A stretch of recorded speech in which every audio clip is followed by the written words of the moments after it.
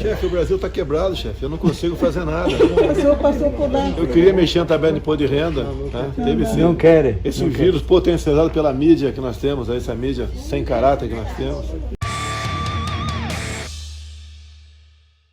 Como se não tivesse um país para administrar e uma pandemia para enfrentar, Bolsonaro tirou férias ao fim de 2020. Se mandou para São Francisco do Sul, em Santa Catarina. Dentre suas atividades de lazer, andou de moto pela cidade e foi pescar de lancha com o apresentador Ratinho, que o chamou de, abre aspas, gente como a gente, fecha aspas. Eu, o ministro Farias, eu aqui como coronel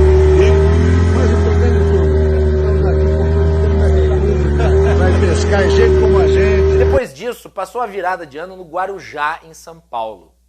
Por lá, aproveitou para passear de barco na beira da praia, inclusive se atirando na água junto com seus seguranças, para deleite dos militantes travestidos de banhistas que o receberam aos gritos de mito.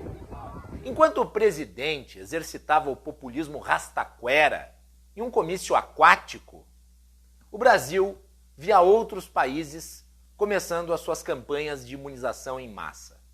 Até aqui, são 50 nações com mais de 15 milhões de pessoas vacinadas. Esse número tende a aumentar exponencialmente ao longo do próximo mês. Nenhuma dessas pessoas vacinada no Brasil. Apesar de a Coronavac ter mostrado alto grau de eficácia, 78%, e o governo de São Paulo ter estabelecido a data de 25 de janeiro para início da vacinação, o impasse está dado. Não há muita certeza de nada, principalmente em relação aos outros estados. Isso porque, ao longo dos últimos meses, o governo Bolsonaro se omitiu de qualquer papel no combate à pandemia. Não teve a capacidade nem mesmo de buscar seringas e outros insumos básicos, deixando tudo para a última hora.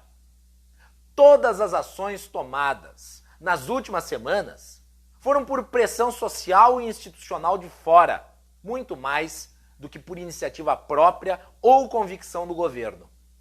Tamanha é a incapacidade do governo Bolsonaro em saber o que vai fazer, que o ministro da Saúde, o general Pazuello, já chegou a dizer que a vacinação poderia começar em março, em dezembro, em janeiro, em fevereiro.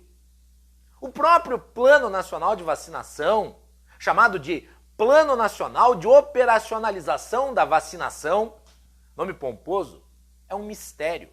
Faltam informações sobre a infraestrutura necessária, a logística de como as diversas vacinas compradas serão distribuídas, bem como um cronograma geral para tudo isso. E as coletivas se sucedem, e as informações contraditórias vão se acumulando. Se na área sanitária reina o caos, nada muito diferente ocorre com a agenda econômica, que se encontra paralisada no Congresso Nacional. Ainda não se chegou a um consenso sobre o orçamento para 2021. A PEC emergencial tampouco foi votada. As reformas tributária e administrativa estão lá pegando poeira. E o auxílio emergencial, que ajudou uma parte expressiva da população a sobreviver ao longo do ano passado, acabou sem que se encontrasse algo para substituí-lo. E o governo bateu cabeça e, por isso, acabou exatamente onde nós estamos. Paulo Guedes continua vendendo as suas ilusões privatizantes, mas ele não elabora nada, nem entrega projetos que possam ser apreciados pelos parlamentares. Um dia depois de voltar de suas férias, Bolsonaro apareceu para reclamar dos problemas.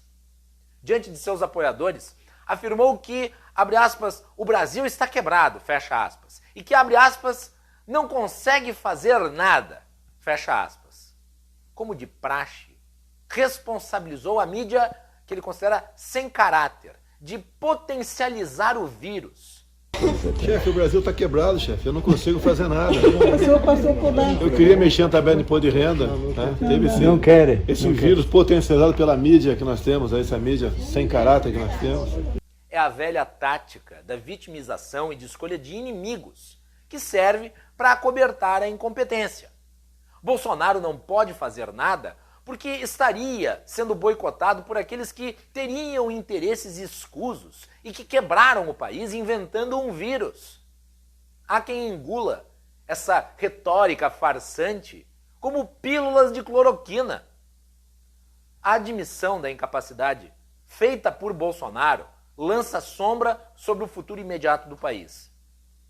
Os investidores que buscam mercados seguros para aportar seus recursos tendem a fugir de lugares instáveis ou de alto risco. Pode não parecer, mas uma fala dessa saindo da boca do presidente pode representar prejuízo real. Tanto é assim que, em entrevista para a CNN, o secretário de Política Econômica, Adolfo Saxida, se apressou em esclarecer que o país não está quebrado, e sim que a situação fiscal é delicada. Ao longo de 30 anos de Congresso Nacional, o deputado Bolsonaro foi de uma improdutividade assombrosa.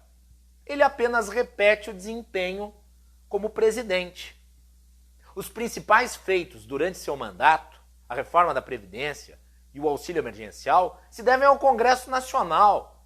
Já a vacina, que é a solução para a economia e para a saúde, vai se impondo, contrariando o obscurantismo que dá a tônica de sua postura pública.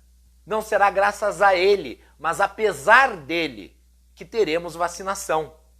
Não é que Bolsonaro não consegue fazer nada, é que ele não sabe fazer nada. E, infelizmente, não há vacina para a incompetência.